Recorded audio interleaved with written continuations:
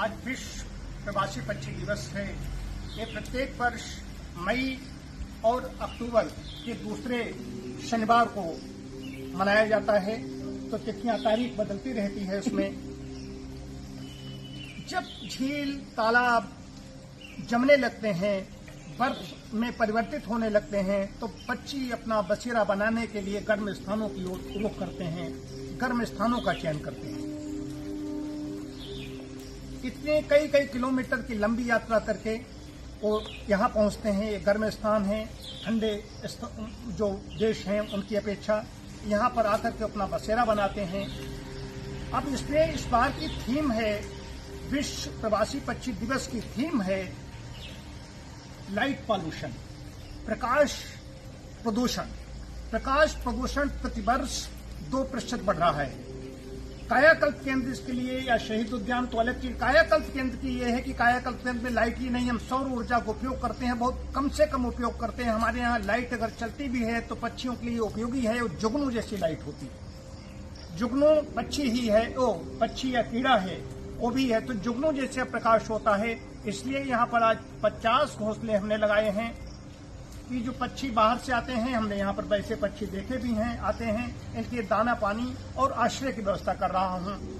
पीड़ा ये है, जब माँ का एक कहानी जब आती है, यशोधरा में आती है, वहाँ एक हंस गिरा खरसर से हुई पक्षी की हानि, करुणा भरी कहानी, तात भ्रमण करते थे तेरे वन उपवन में बड़े सवेरे।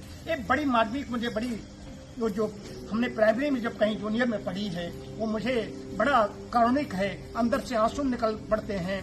इसमें तो जो पक्षी वहां चलते हैं, जोड़े में चलते हैं, जीवन साथी के साथ चलते हैं, यहाँ के गर्जती हुई बंदूकें और दुष्ट शिकारियों के शिकार बन जाते हैं। और कभी कभी पक्षी जोड़े ही नष्ट कर दिए जाते हैं, कभी कभी वो बिलखते हुए तड़पते हुए अकेले पहुंचते हैं। कम से कम आप उनको दाना पानी और आश्रय नहीं दे सकते तो उनके ऊपर बंदूकें तो मत चलाइए, बंदूकें तो मत दागिए। मैं कड़ा प्रतिकार करता हूं। कश्मीर से लेकर के उधर उड़ीसा के जो सरकार काम करती है, लेकिन सरकार में बैठे हुए लोग भी उतने सक्रिय नहीं हैं जितने सक्रिय होने चाहिए। मैं मतलब कि अंदर से तप्त हूं, तप्त अवस्था से गुजर रहा हूं। मेरी व्यथा को समझिए। आज की अध्यक्षता आदरणीय प्रोफेसर अखिलेश वाजपेयी कर रहे हैं। आदरणीय भाई साहब, मैं अंदर ये चिंतन बराबर चलते रहते हैं। साधन विहीन होकर के मैं कैसे ही कर पाता हूँ। मैं बाहर नहीं निकल रहा हूँ, इसमें मेरा साधना काल चल रहा है, तो मेरे अंदर चिंतन ऐसे आते हैं। परमपिता परमात्मा ऐसी प्रेरणा देता है, तब ऐसा मैं कर पाता हूँ। तो लाइट पॉल्यूशन की बात हो गई, शिकारियों के द्वारा हो ही नहीं, उनके दाने में बेहोशी की दवाएं, नशीली दवाएं मिला दी जाती हैं, उनसे बेहोश हो जाते हैं, उनका शिकार कर लिया जाता है और सैकड़ों रुपए में उनको फिर बेचा जाता है। उनका मांस खाते हैं दुष्ट लोग। मैं इन दुष्टों का, आप सुनिए, बराबर अवश्य में भोक्तव्यम कृतम कर्म शुभाशुभम भोगना पड़ेगा। जब नर और मादा क्रौंच पक्षी का वियोग हो जाता है, नर पक्षी का जब शिकार हो जाता है, तो मादा पक्षी वहां पर जाती है, वो कहती है अब शिकार हो गया है, हमारा पति समाप्त हो गया है। वहीं से पहला काव्य प्रस्फुटित होता है। वाल्मीकि की संस्कृत में वो रचना पहली आती है, तब वो कवि को लिखना पड़ता है। वियोगी होगा पहला कवि, आह से उपजा होगा गान, निकल कर आंखों से चुपचाप बही होगी कविता अनजान। एक पीड़ा है, काव्य वहां से प्रस्फुटित होता है कि कहीं कहीं करुणा है, और फिर कहती है मुझे हड्डी मिल जाएंगी, उसको कुछ नहीं मिलता है, वो भी नाचते नाचते अपने प्राण त्याग देती है। क्रौंच पक्षी की बात आती है। मैंने निरामिष आहार दर्शन पढ़ा है जगदीश्वर जौहरी का, उसमें ये चीज बाकी उल्लिखित है। जीव के स्वाद के लिए दुष्ट ये हत्या कर रहे हैं।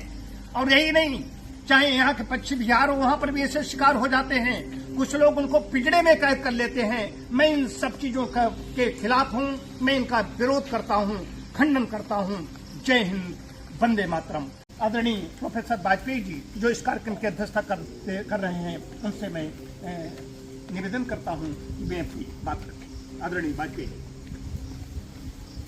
प्रकृति के साहचर्य में साथ देने वाले उपस्थित जन, सर्वप्रथम मैं उस सृष्टिकर्ता को नमन करता हूँ और उसके साथ साथ इस सृष्टि का निर्माण करने वाले डॉक्टर राजेश जी की निरंतरता और संकल्प के प्रति प्रतिबद्धता को भी नमन करता हूं कि इतना प्राकृतिक रूप से इस परिसर को उन्होंने बनाया है, सृष्टि की है। मनुष्य का जीवन प्रकृति के साथ जुड़ा हुआ है और देखिए कितने अरसे से प्रकृति के साथ सहचर्य करते हुए अपना जीवन की चर्या और स्वास्थ्य की समृद्धि और साथ में जुड़े हुए लोगों के जन स्वास्थ्य की दृष्टि से काम कर रहे हैं और उनके अंदर पीड़ा है जीव मात्र के लिए। आज 2006 से ये प्रवासी पक्षी दिवस मनाया जा रहा है, वर्ष में जैसा बताया कि 2 बार। लेकिन आप देखिए कि हमारे मनुष्य की जीवन दृष्टि और पक्षियों की जीवन दृष्टि, पक्षियों ने अपनी जीवन दृष्टि को नहीं छोड़ा है। हम मानव अपने जीवन दृष्टि को भूलने में गलती कर रहे हैं, भटक रहे हैं, लेकिन हम उनके जीवन की दृष्टि देखें तो पक्षियों ने अपनी जीवन किस तरीके से अपने समयानुकूल वातावरण के अनुकूल हजारों मील की यात्रा करके वे आते हैं अपने प्रजनन के लिए, अपने भोजन के लिए, अपने जीवन यापन के लिए। और ये इस पर एक साइंटिफिक रिसर्च भी हुई कि उनके अंदर बिल्कुल जीपीएस लगा हुआ है, उनके आँखों के अंदर जो रेटिना है वो उस चुंबकीय क्षेत्र को ग्रहण करता है और इस प्रकार से प्रकृति ने, सृष्टि ने उनकी प्रकृति में वो सब कुछ जोड़ दिया है।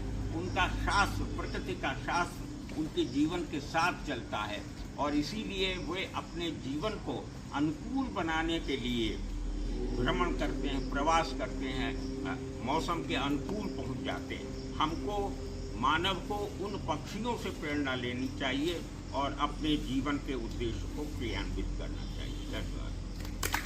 बहुत बहुत धन्यवाद आदरणीय प्रोफेसर वाजपेयी जी, ओम पांडे जी, गोविंद सोनोमुख जी, सभी का धन्यवाद करता हूँ।